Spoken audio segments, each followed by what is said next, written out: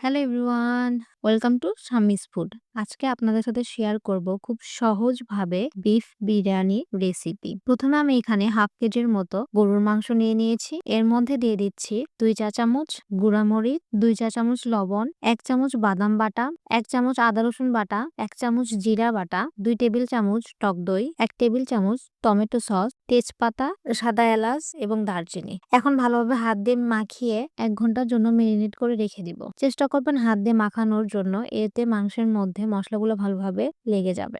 এখন একটা প্যানে তেল দিয়ে পেঁয়াজ একটু হালকা করে নরম করে ভেজে নিচ্ছি। আমি এখানে পেঁয়াজের সাথে আলুও দিয়ে দিয়েছি। এর মধ্যে মেরিনেট করা মাংসগুলো দিয়ে দিচ্ছি। এখানে কোনো এক্সট্রা ভাবে পানি দিব না, মাংস থেকেই পানি উঠবে।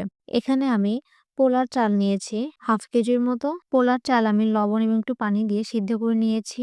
মাংস এরকম যখন একটু ভুনা ভুনা হয়ে যাবে, সিদ্ধ করা পোলার চালটা দিয়ে দিচ্ছি উপর দিয়ে। ভালোভাবে দিয়ে উপর দিয়ে এখানে বেরেস্তা দিয়ে দিচ্ছি। একদম লো হিটে 10 মিনিটের মতো রেখে দিব ঢাকনা দিয়ে ঢেকে।